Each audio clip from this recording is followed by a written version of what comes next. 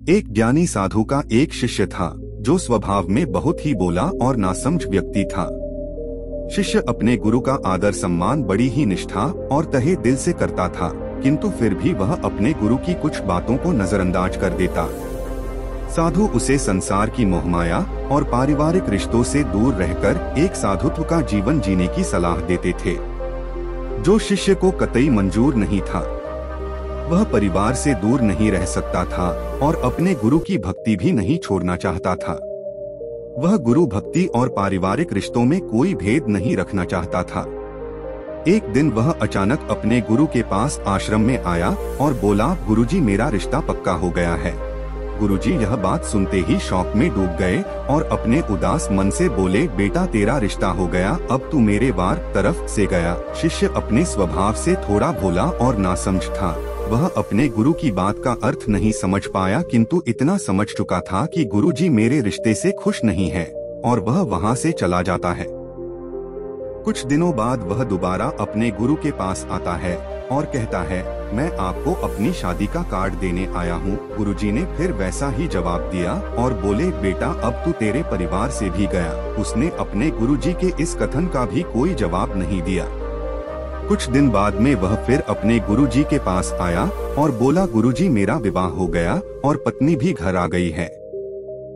गुरुजी ने तीसरी बार भी एक वैसा ही कथन बोल डाला, बेटा अब तो तू दुनिया से गया। अपने गुरु के मुख से ऐसी 3 बातें सुनकर वह थोड़ी नाराजगी से बोला, गुरुजी आप नहीं जानते, मेरे परिवार वाले मुझसे बहुत प्रेम करते हैं।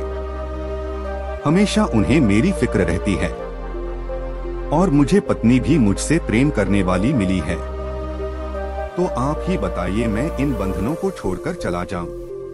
उसकी बात सुनकर गुरुजी बोले, तो क्या सच में तुझे ऐसा लगता है कि तेरे परिवार वाले और तेरी नई पत्नी तुझे इतना प्रेम करते हैं? वह बोला, जी बिल्कुल, इसमें कोई शक नहीं। गुरुजी तो ठीक है, मैं तेरे परिवार वालों की एक परीक्षा लेना चाहता हूँ, जिससे सिद्ध हो जाएगा कि वे तुझसे कितना प्रेम करते हैं। इसके लिए तुझे मेरा एक काम करना होगा। शिष्य, जी अवश्य, बोलिए क्या काम है? फिर गुरुजी ने अपने शिष्य के साथ मिलकर एक योजना बनाई, जिससे सिद्ध हो जाएगा सत्य क्या है। गुरुजी, एक काम कर, आज तू घर जा और अचानक पेट दर्द का बहाना करके जमीन पर गिर जा और जोर जोर से चिल्लाने लग जा, ताकि तेरी आवाज सुनकर वहां सभी एकत्रित हो जाएं। फिर तेरे घर वाले डॉक्टर को बुलाएंगे। उसकी दवाई लेने के बाद भी तुझे कहना है, मेरे पेट में दर्द बढ़ता ही जा रहा है। मेरे गुरुजी को बुला दो, मुझे वही ठीक कर सकते हैं, नहीं तो मैं मर जाऊंगा और जैसे ही मैं वहां पहुंचता हूं, तू मरने का बहाना कर देना। अपने गुरु की पूरी योजना सुनने के बाद शिष्य ने कहा, ठीक है गुरुजी, आज देखते हैं किसके वचन सत्य हैं। वह अपने घर पहुंचता है और अपने गुरुजी के कहे अनुसार पेट दर्द का बहाना कर जमीन पर गिर जाता है। उसके घर वाले उसे इस अवस्था में देखकर भयभीत हो गए। उन्होंने जल्दी से डॉक्टर को बुलाया। सभी काफी दुखी दिखाई दे रहे थे, जिसे देखकर शिष्य थोड़ा मन ही मन खुश हुआ, लेकिन उसे अभी योजना आगे बढ़ानी थी। वह बोला, मुझे दवाइयों से कोई फायदा नहीं हो रहा, कृपया आप जल्दी मेरे गुरुजी को बुला लाओ, केवल वही मुझे ठीक कर सकते हैं, नहीं तो मैं आज मर जाऊंगा। उसके बड़े भाई तुरंत भागकर गुरुजी को बुला लाए। जैसे ही गुरुजी ने घर के अंदर कदम रखा, उनके कहे अनुसार शिष्य बहाना कर दम तोड़ देता है। गुरुजी उसका हाथ देखते हैं और अपना भगवा रंग के तौलिए से उसे ढक देते हैं और अपने निराश मन से कहते हैं, आप लोगों ने मुझे बुलाने में थोड़ी देर कर दी, मेरा शिष्य अब नहीं रहा। मरने की बात सुनते ही उसके घर वाले खूब जोर जोर से रोने लगे।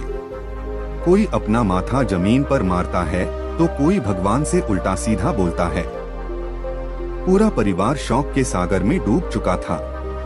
घर वालों को ऐसे रोते देख गुरुजी बोले, रुको रोइए मत, मैं इसे जिंदा कर सकता हूँ। गुरुजी की यह बात सुनते ही सभी ने अपने आंसू थाम लिए और कहने लगे, तो गुरुजी इंतजार किसका, करिए ना जिंदा।